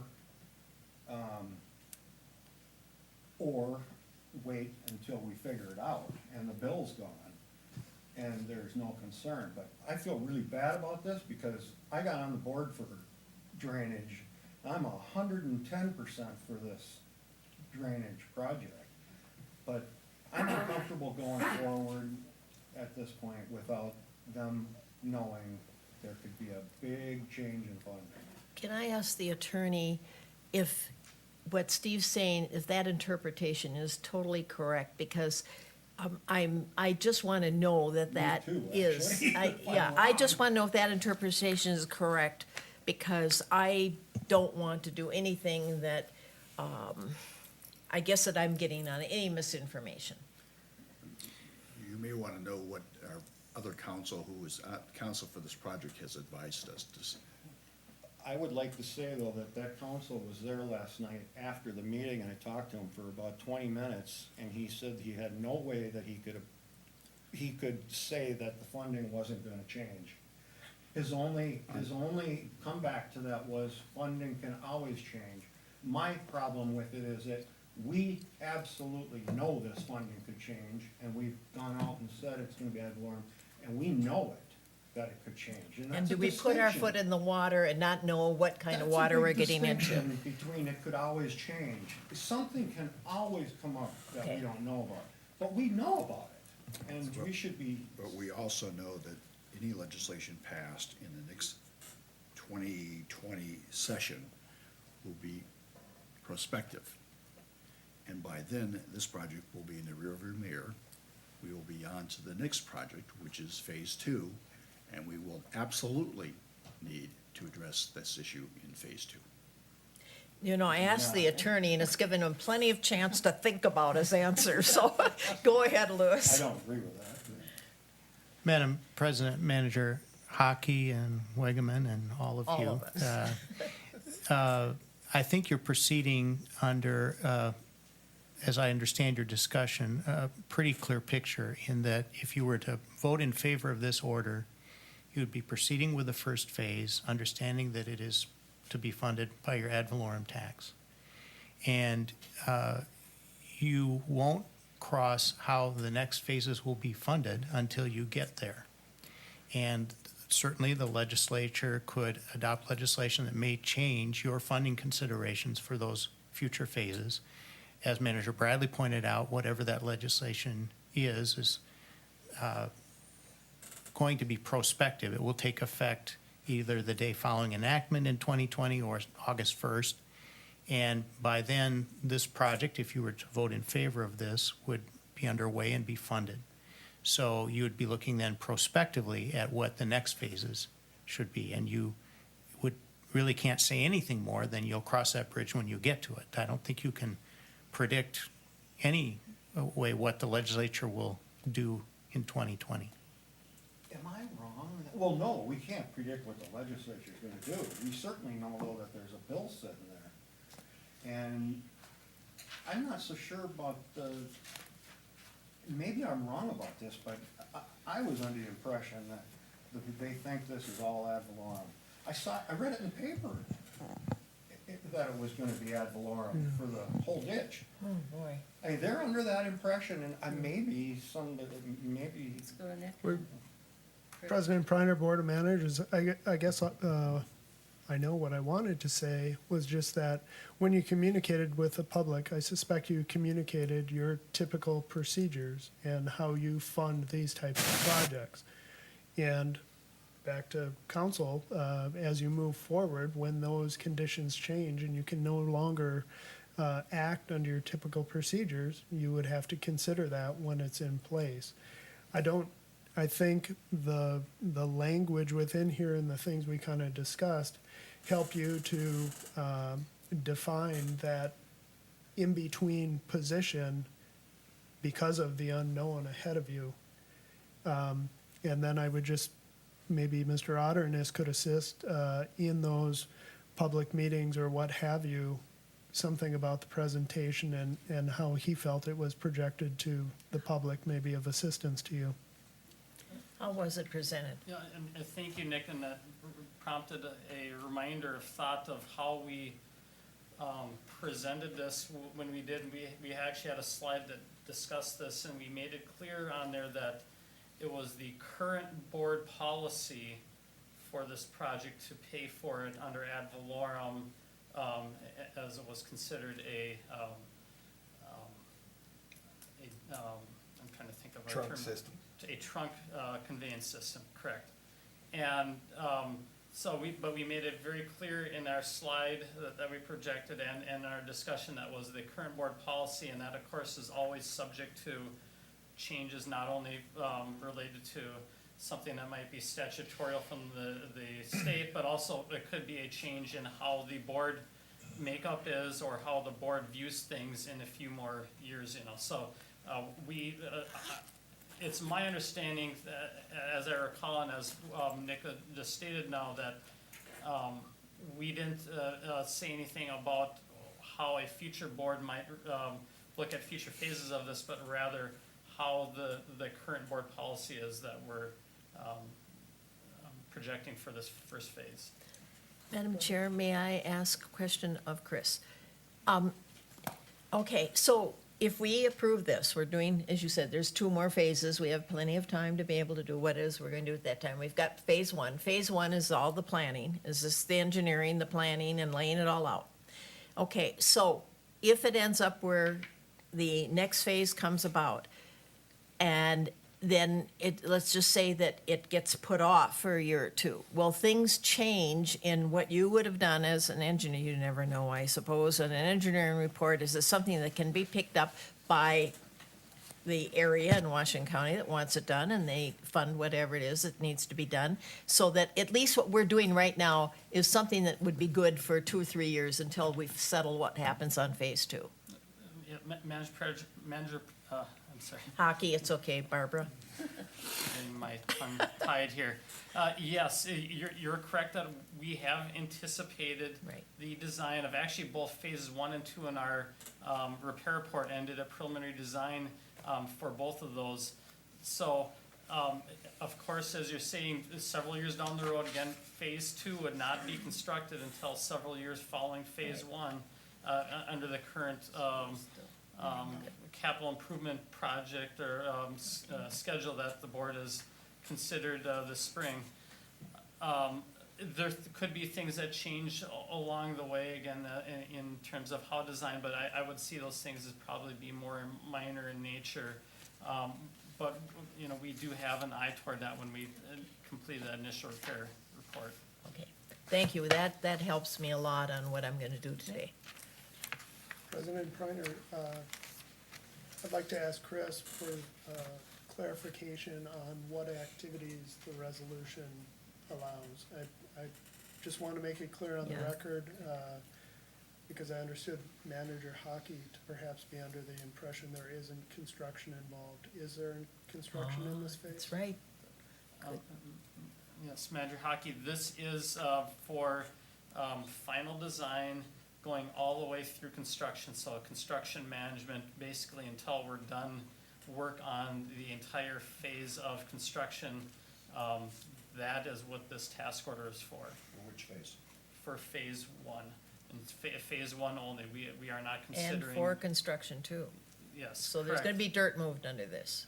Correct, Under and fa- that in this phase one. fully intends, that's the majority of the work is for managing the construction project for that first phase. It does not include, work in other locations. But the board will have the next final say on phase 2 when we get to that. Yeah, and leave it partway done. Nick, I appreciate it. You're right. You very perceptive in picking up what I was really asking. Thank you Not- very much. Not partially done. Phase 1 will be completed. Yeah. Phase Yeah, 1 it'll be has done. standalone benefits. That's the And thing I that's heard the today. key to it. And that, when we get to phase 2, it'll all be relooked at depending on the situation. Except that if it Funding. ends up being, or Oh, if it ends up being Send them all to CJ. Washington County paying for it, I can guarantee you, they're gonna be very upset and Then they say should. that it was gonna be ad valorem. Then they should help us vote down that bill. Yes. oh They boy. don't seem to be. They seem, everybody I hear is in favor of it. Can, So, okay, President Nick. Preiner, Board of Managers, in regards to subsequent phases or any future work, you'll go through the public process again. Chris referenced the presentation to the public and how you present yourself. And I suspect that in there would be a slide of, here's the way we've historically done our business. However, if there were a change on the landscape, you could address it with the public. And I perhaps in the moment recognize that how that's received is unknown to us, but it's I guess it's not uncommon, right? If you do change your practice, you will have considered the rationale as to why, and you can communicate that to the public. At that Could time. I ask one last question? Sure. Oh, I'm sorry, go ahead.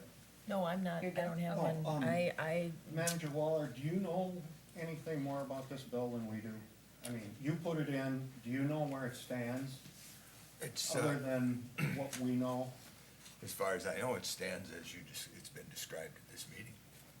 Okay. And it's like anything else in the world, you don't know what'll happen until it happens. And so, it may be turned out that if it was into effect, it might be more of a benefit than what you realize. It doesn't prevent you from spending ad valorem money on any of the future phases or such. So, I think that.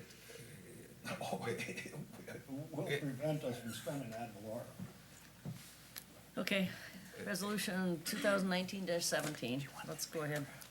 Madam President, I would like to move, find out where the resolution starts, resolution number 2019-11 as amended to reflect. that- 17, excuse me. It has changed to 17, you said. Yeah. So it's 2017? Yes. 2017-11, as amended to reflect that the benefits of this project, JD 3 Phase 1, provides benefits on a standalone basis from the future benefits of Phase 2 and 3. Okay, I'll second the motion with the amendment. we have a motion and a second. Any further discussion? Madam President, just to correct for the record, the number should be 2019-17. Oh, that makes far more sense. Yeah, yeah. Thank you. Madam Chair, I'm going to make a motion that supersedes that one, and that is to request to table this motion until it is more thoroughly conveyed to the city of Hugo, to the county commissioners, as to what kind of consequences this can really come about, but at least table it to a date certain of the first meeting we have in July. Second. We have a motion and a second. Any discussion? I have to ask Chris, what does that do for time? It's not a discussion item. It's not Oh, a I'm discussion, sorry. it's tabling it, and it supersedes everything just because I'm all rattled up. Okay, then we'll call for a vote. Waller, No. Bradley, No. Wakeman, Yes. Yes. Poor kid. well, I tell ya, I'm gonna say no, because I think this needs to move forward. But I think it has to be perfectly clear to the public that this is going to change, or possible change because of the situation. So with that, we're gonna go ahead with our motion. We have a Now that I can discuss the Yeah. motion, the reason I voted no is because we have made this crystal clear to Hugo. Yeah. I've had several discussions with the mayor and with Bear and others. So have I. And several representatives on the board, and they fully understand what this would mean to them and their constituents if that legislation passed. And that's why I believe that this ever becomes a real threat, it will be addressed appropriately. Yes, but you discussed it, I did not know, and it was not in any discussion. I'm allowed to do that. We're discussing, I understand that. I didn't And even hear that anybody's we allowed to discussed do what they want to do. But the point is that for them to understand that we have a 5-member board, and right now we're at 2 to 3, and we had a third person that had to break that tie because it was 2 to 2, and that this is how tenuous this situation is, that unless they understand totally how tenuous this can be, because if they want go into phase 2 and 3, and this is just was putting it aside for a month, just to be able to make sure they understood clearly the dichotomy, the things that we're situated and what we're put into as this board, I just thought that would have been a way to be able to do it. Well, But we did put it on hold before, and we did the research, Research, and they were made aware of it, and they do know the consequences. And as the I can mayor- say that, as okay. the- As the mayor told me, you can vote it down anytime. Proceed with what you know. Okay. Yeah, that's because he wants his ditch done. Okay, I we're wouldn't gonna, say we're any gonna move different, to a so do I vote. was him. So do I. So we're gonna move to a vote. Waller, Yes. Hockey, no, Bradley, Yes. Wagaman, No. Reiner. I'll say yes with reservations. I feel real bad about it now, because I feel really upset that we got put in this position Yes, by one, totally uncalled for. yeah, totally uncalled for, by one manager doing something completely on his own against the wishes of the board. and I just want to say that I do believe everybody has a right to say what they want to do. But my point is that I am looking at this on a watershed basis as to what it can do to, let's say, have a situation that we have other watershed districts that see what's happening, and it can, the structure of what a watershed district is all about can come into question. So I'm not just looking at it on the one basis of what anybody did And I under think independently. that's an issue that we're going to see, and I expect that we're gonna have to address that as we go. So I'm not blaming No. anybody, I'm looking at a bigger picture on this, and that's all I'm saying, Well, and I think that's, everybody- so, I think we all are looking at the bigger picture, I agree, we all are, and, just, I like that We're other gonna move person forward. on our We board. I'm actually glad it's gonna be done. I like that other person that's on our board. President Reiner, second item of that line Yes. item was the scope of services. And That's the task one that we order received today? 19005 was handed out this morning before the meeting. Yes. Anything more we need to know about that, Nick? If you'd like a summary of it, we could ask Mr. Otterness. Otherwise, I think it's pretty straightforward and a simple Anybody have motion. any questions for Chris on this? If not, we'll need a motion. So we're going to go right in without my reading this type thing on the scope, huh? Okay. What they're going to be doing and everything. I just hope that somebody watches this program that are on other decision makers or whomever. President Preiner, might I suggest that Mr. Otterness give just a quick summary of the task order, go through the main points if you could, and clarify? I do wish we could get one like this a little bit earlier to be able to do it, and I understand. Situation. For clarity, we brought this at yesterday's meeting. Yeah. It was handed out, and I apologize that it wasn't in the packet. So certainly, we'll make those efforts. It was kind of a, I know it was Yeah, it was a special, or there was a reason, so. fair enough. We'll look to do better in the future on that. Let's have Chris do a quick summary, and then we can take the vote, and then we'll move on.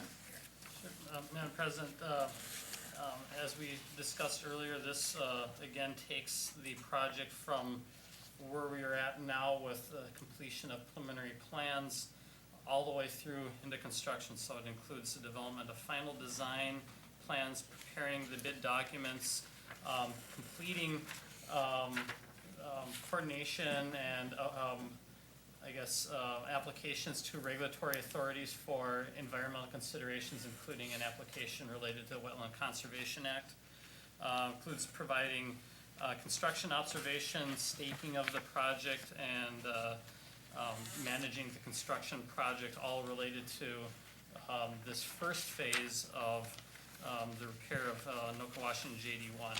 And as was mentioned earlier during the public open mic portion, again, we do have, as an initial phase of this, the public engagement and interaction where we'll be having that meeting with the landowners along the drainage system to identify where our construction limits are going to be and try to pull out any information from them as to concerns that they have to make this a great project between the district and the adjoining landowners. Did I hear you say JD1 instead of 3? Or was that just me? If I just I wanna didn't make- mistake. Oh, okay, I just wanna make sure, we're correct what we're talking about. Okay, with that, we need a motion. Thank you, Madam Chris. Chair, No question? the reason, and I just want to get Nick off the hook on this one thing. Yes, we did receive this yesterday. We had 18, 16 hours to read it. But I guess I thought that in the long run, we were going to discuss it as we've done discussing as to whether we were going to approve what we just finished doing on going ahead with phase 1, that perhaps this would not apply to anything today. So I didn't put a lot of consideration, so it's when you said it's here before me today, it's just that I kind of thought that maybe this would have been tabled or something until more information had come out. So thanks, Nick, for trying to get this done. Normally it'd be no difference for me. It wouldn't matter. I just didn't Yeah. have time to read it this time. I Yeah. wasn't. Yep. And it's only because we already passed the other one that we can move forward on this one. And Nick wanted to say something. I think you look like, So, no? Chris. Okay. I was gonna say, Madam President, in your earlier approval for the Lower Rice Creek contract, one of the things that you had in your resolution or your order was that the district administrator would have the ability to Yeah.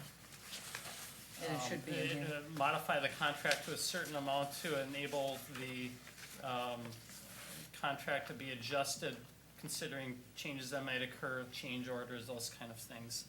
And that's something that we haven't typically done on the contracts you've had with us, but if you consider something like that now, that may save having to come back to the full board. If for some reason, again, the contractor takes a lot longer time on the project and it pushes out the construction management effort, what have you. So that's one thing you might consider. You could also consider that if you wanted to, in a future order related to the ordering of the contract for the contractor, but it might be more appropriate at this time. And So if we would Nick add might that- provide you any additional guidance on that as well.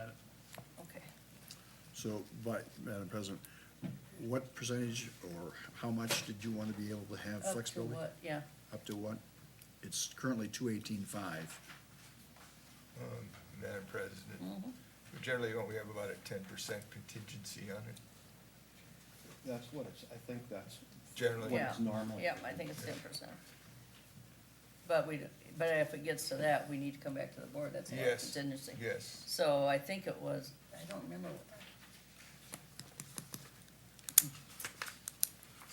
I think I could do up to 10 or 20, and then the administrator could go to 50. What was that? President Preiner, I'm going to ask Teresa if she knows. Oh, She's you got any usually, memory on that one? What was it? It varies. Madam President, in my experience, it has varied depending on the project and the size of the budget. Okay. I think, I mean, the standard, the administrator, I think on just a standalone deal can go up to 10,000. Yeah. And then 10 to 30, the board president, beyond 30, it needs the full board Yeah, approval. that's correct. yeah, this, President Preiner, maybe you'd like your counsel to speak to it, but this is an advance of, so you're setting those typical procedures aside and saying, in light of what's before us, we think 10% or whatever is allowable for the administrator to take action on, regardless of the other procedures that we have in place, Because or that's policy, after the I fact. should say. Yeah. So, Well, Madam President, this is a $218,000 contract, I reckon, as I remember Yes. seeing it back here. So 10% of that's 21,000, and that's above the administrator, but yet below then it goes to me. to the president, the two of them together. So it's already, the authority is there. If you want to put it in actual 10%, that's up to the board, but I mean, the staff, the administrator and president have the ability to cover the contingency fund of 10% is what we usually would do under the current rules Madam without any adjustment to this document. Madam Chair, this is talking about 216.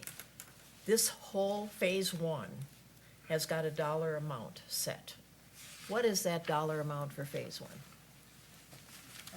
Manager Hockey, the total project cost for Right. phase one is approximately $1.3 million. Approximately. But there is that's it. Because if this is doing something to change a 1.3 million that you've all in Phase 1 right now, we're going to go ahead with it. This is I- included in the. It's included in the 1.3, but I'm just saying that 1.3 had better have that particular 10% is what I would suggest that you're going to add to it. That this does not go over 1 penny over what that bid was, because this is what, it's been approved now, the Phase 1. And I don't want to see any more money put on until we figure out what's going on. Okay. Any other comments? Go ahead. Board of Managers, I think it might be important to hear from the engineer as to why those are put in, and in advance of his comment of the contingency of the 10% or what have you, I'll quickly reflect on the other one you just looked at for the Lower Rice Creek project, where the site conditions and such, you want to make sure that you have clear communication between your engineer and the contractor on the ground. So I think the intent here is that those additional funds that may be authorized by the administrator, if you choose to consider and include that in your action, would cover those types of situations. This, again, much about the theme of much of what we discussed today is about things that are unknown to us and how we proceed when those come up. And so the fluidness of taking action and constructing things a site, when it's interrupted and you're demobilized and then have to come back to the site, you're actually raising the cost when that contingency isn't in place to allow for some reasonable expansion of the budget. But certainly do it with a clear understanding of what may be happening before you. Thanks, Nick. And Madam President, to Nick's point, so again, we have two different things that we deal with this phase of a project. You have your contract with your engineer for those design services. You have the contract with the contractor to complete the actual construction. And we have always recommended for your contract with the contractor that you allocate a certain percentage. Again, it usually ranges between 10 to 15%. That you provide the administrator the ability to sign those change orders to cover any unforeseen conditions. To this point, until you've had this Lower Rice Creek one that you considered today, you haven't done a similar kind of action with the contract with the engineer. I'll just note again that, like with Hanson Park, we actually had either one or two different additional services requests from our engineering contract. We came back to the full board to consider because, again, it was part of a larger contract, and but that also, as Nick was alluding to, becomes clunky and sometimes may Delay in time. delay the ability to react to Yeah. the project as it's moving forward. So, Madam President, you have the authority, along with the administrator, to do up to $30,000, which is, and in this case, the contingency of, say, 10% for discussion purposes. Is only 20. Is 20. So I think that gives you plenty of flexibility in there under the current rules and authority and understanding. And if there's the only thing I'd ask is if you do exercise that authority, that you come back and mention it to the board, that's all. And I'm sure you will, and so that's what I see it as. And I assume that I'll ask you actually, Chris, does that authority cover any concerns, since you raised the issue about the contingency? Manager Waller, that is correct. If the board has that view that the administrator, in conjunction with the president, already has the ability to add on to the contract, then I don't see any reason to add anything to the motion. To that motion, okay. Because that should be, Because we can anyway. provide plenty of flexibility with regard to our contract. Because usually, you're right, we don't use this on engineering, we use it on the contractor. So that's correct.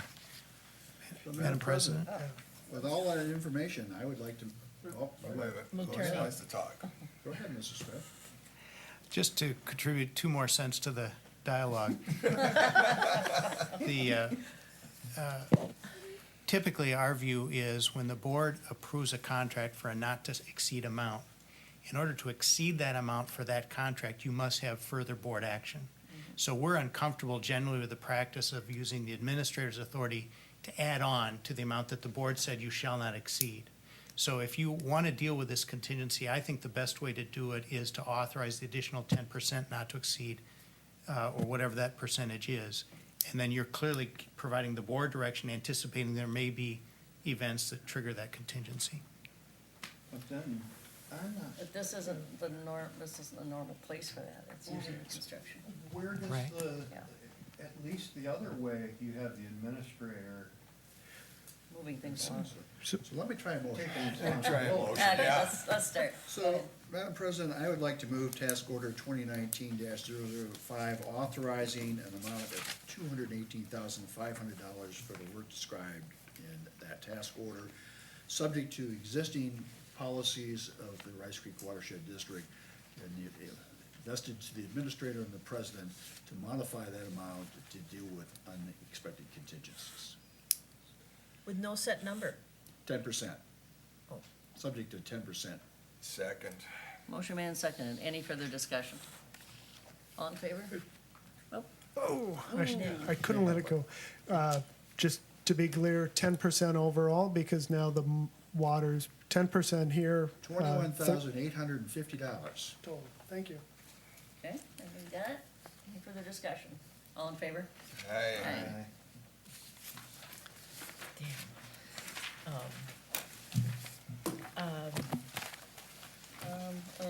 Now what?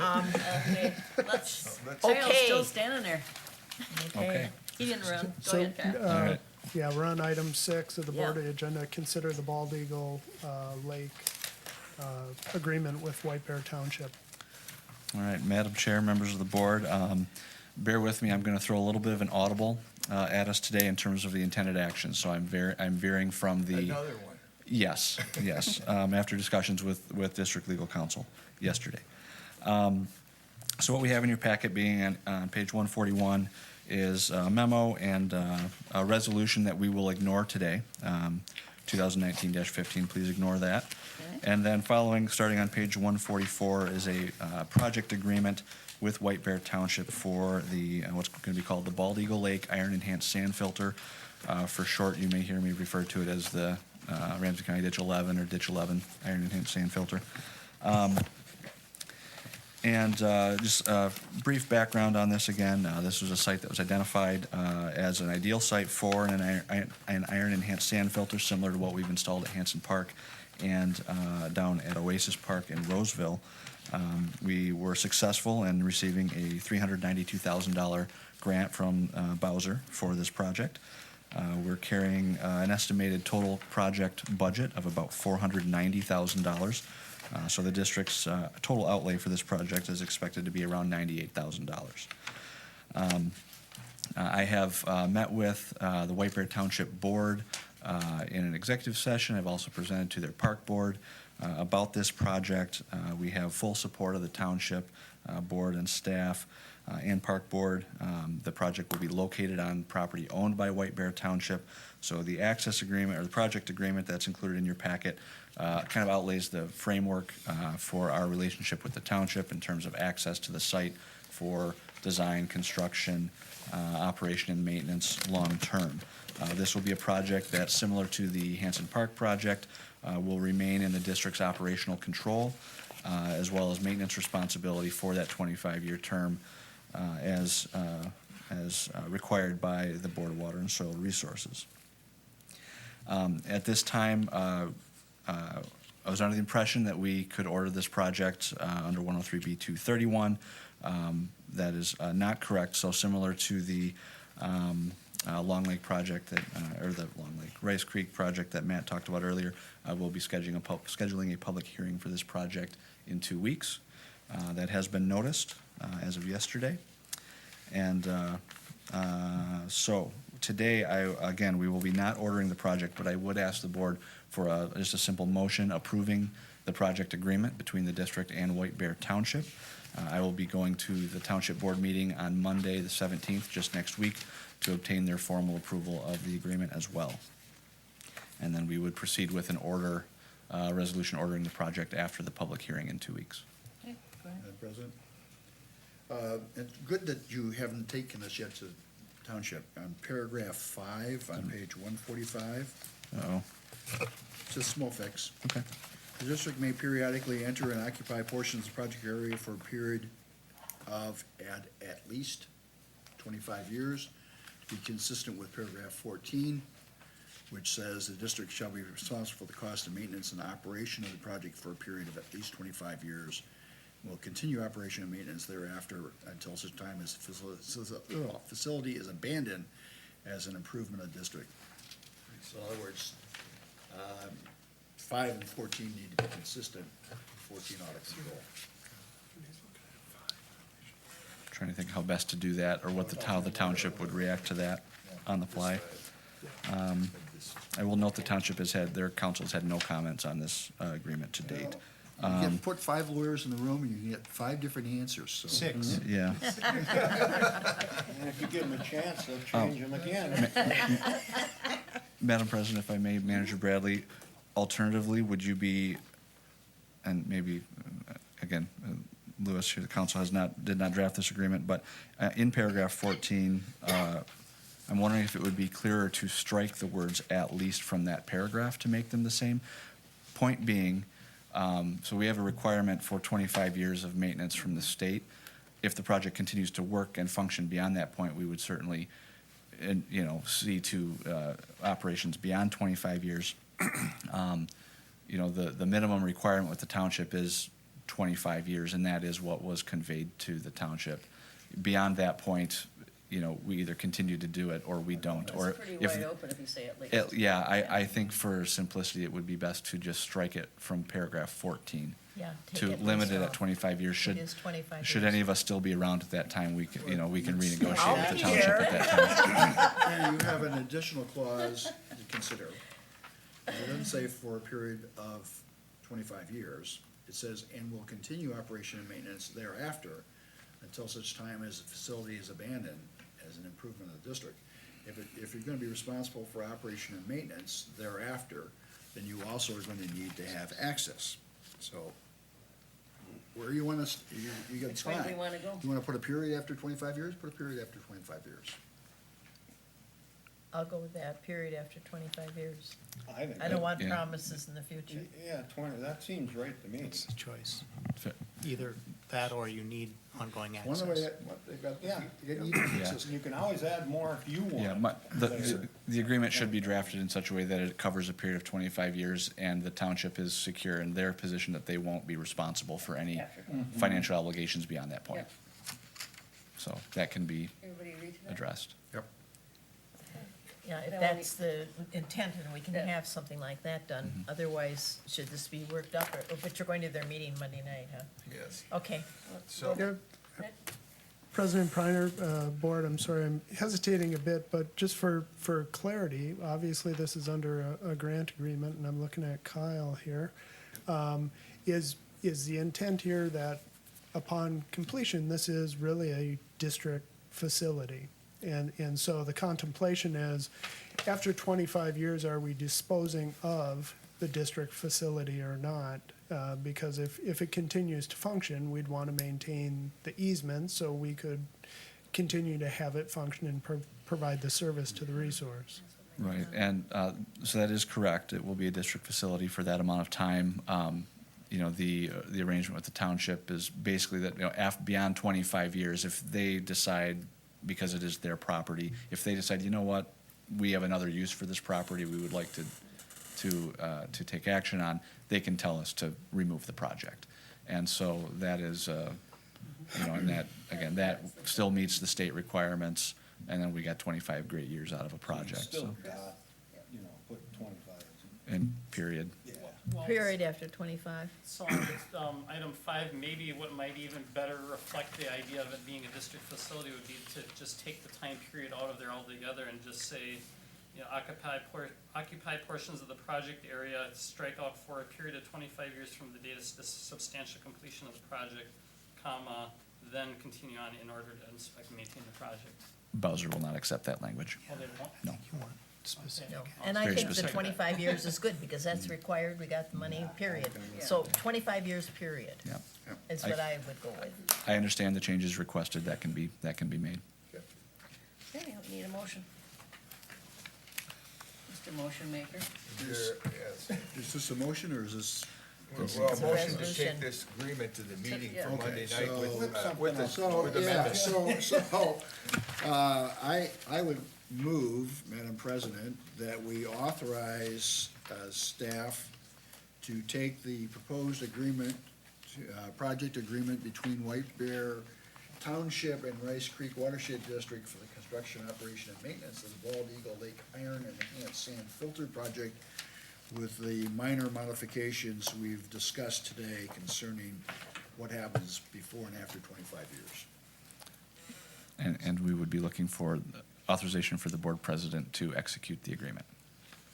And authorization for the board president to execute the agreement. Second. Motion made and seconded. Any further discussion? Just make sure that 25 years has got a period after it. All in favor? All in- Aye. Aye. Everybody, Aye. Aye. all right. Aye. Motion passed. Great, thank you. All right. I'll report back after the meeting next week with the township. Second action item here, which again will be modified slightly due to the delay in ordering the project for 2 weeks. We have a task order with Houston Engineering. The task order starts on page 166 of your packet. And this task order covers design, wetland delineation,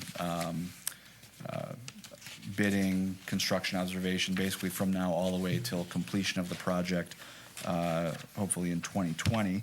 And we can go through that in more detail if you'd like, similar to other projects.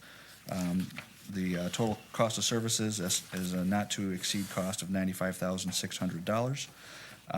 And because I'm here, staff is looking for board approval of the task order contingent on two items. One, that the township approves the project agreement next week on Monday. And two, that the project is ordered, presumably on June 26th. And so we'd be asking for authorization for the board president to execute that agreement, provided those two things occur. Anybody? So the motion's 141 on 141?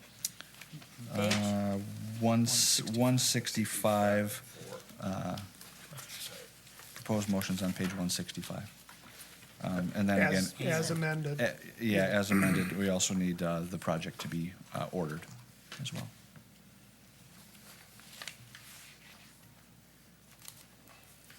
And Madam President, I'm assuming we don't need a contingency on this one?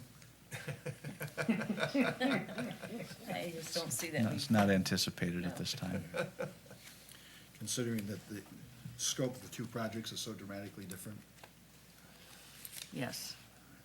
Okay, Madam President, I would move to approve the Houston engineering scope of services with a total cost of $95,600 as defined in the attached task order 2019-009 dated June 4, 2019, authorizing the board president to execute the document as soon as the project agreement between the district and White Bear Township is approved by the township board, and this board approves the actual underlying project.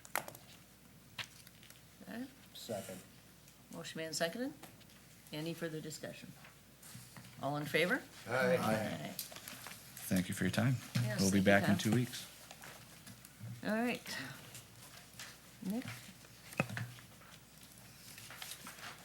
Yes, President Priner, Board of Managers, as you likely know, you get on the right page here, within your packet. 177. 177, yes. The state has taken the action of allowing managers per diem to go up to $125 a day.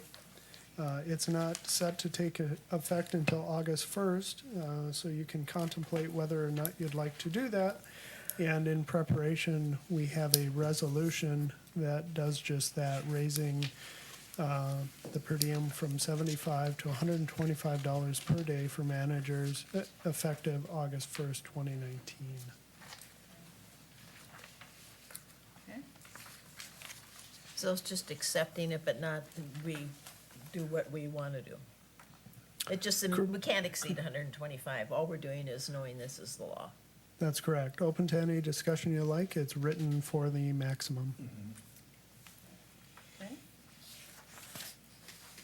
Madam President, I move to offer Resolution 2019-16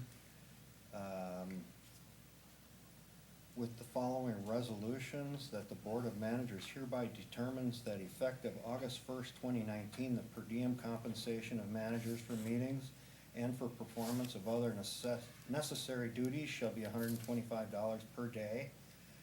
Be it further resolved that the administrator is directed to incorporate this resolution into the district's policy and procedure manual. Second. We have a motion and a second. The only thing I can say is that's gonna raise our budget, our taxes, and I think everybody consider what they want, if they're going to go with higher wages, what we're gonna remove from our budget to compensate. So that should be a consideration in our budget meeting. Okay, with that, we have motion and second. Any further discussion? Waller? Yes. Aki? Yes. Bradley? Yes. Wakeman? Yes. Priner? Yes. Nobody's holding their gun or had to take the 125 though. Well, I'm gonna start taking one of my other duties. Okay, check register.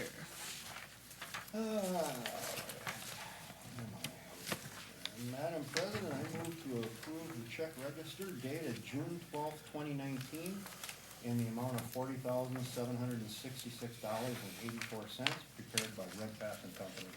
Second. Motion made and seconded. Any further discussion? All in favor? Aye. Okay, district engineer, anything new?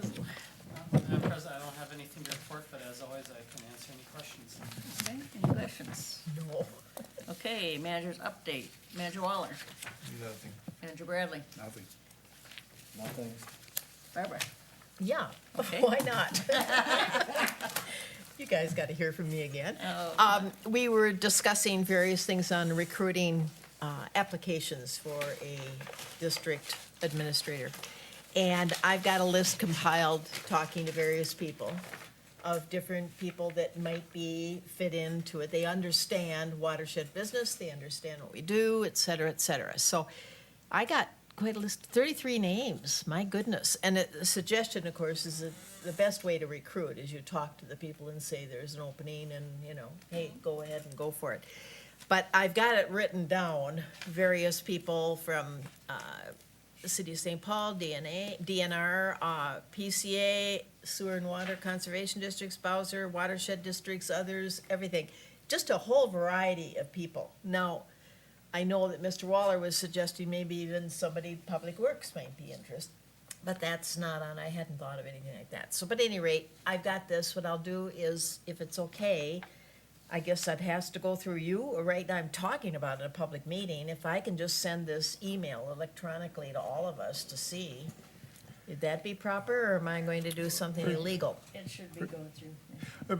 President Priner, Board of Managers, I'd suggest that that document could be considered as you move forward with your actions on the overall issue. In other words, it'll be before the board again in a workshop setting to consider. I think you were looking at the job description, you wanted to look at that and some of the other things Yeah, I'd like that to try to keep things in order. Ms. Carino was working on your behalf for. Is my name on the list, Barbara? So, Oh, very nice. Well, I So, think- Madam go President, ahead. you know, I think we should develop a job description, Sure. and I think then applications should be received, and I think that's, And certainly with, once And- it's advertised, then these and- people would receive it. yes, they would be, those people that may be interested in, and if they did apply, then at that time, consider them as official applicants. Yeah. But it doesn't mean you can't submit I it. mean, would you guys just like Yeah. to see, I mean, I definitely love Nick, so I'm not trying to say that. It's just that this is just coming from a wide variety in the state of Minnesota, period, and Well, it's just thanks, names. yeah. And if they see advertising and they decide to apply, obviously, so what? I mean, it's just that No, that's everybody good. gets an Great. idea of That's who good. might be interested. All that would be is put on that, our Okay. list for advertising once And we'll put it on the workshop and everything like that, so it's after we get to it. nothing. Just want to let you know. Okay. Okay. President Priner, I believe you were looking at updates. Staff would just like to share if it's acceptable. go Yep. Staff did attend the Legislative Water Commission meeting down at the state. There was some interest in whether there would be any discussion in regards to the bill that has gathered much attention from the board. It was not discussed at all, but I will note that the Legislative Water Commission is, its future is that it will be continuing as a committee under the Legislative Coordinating Commission. So there's some manipulation of the way they would be represented in the future or provide guidance to the state. They also had a discussion on the comparison of conservation funding against its neighboring states, all of which has much to do about what numbers are you using and how are they are they represented as percentages, or is this a straight number or not, and all that type of discussion, because each will tell a different story as to what facts you're trying to derive from it. And they're looking at the issue of communicating the implications and success of investing in water projects and such as compared to the dedicated funds to the state versus just the general levied funds. So Just a brief update. Thank you. Any questions for Nick? Anything else? Carry on. Need a motion? Move to adjourn. Second. Motion made second, and all in favor? Aye.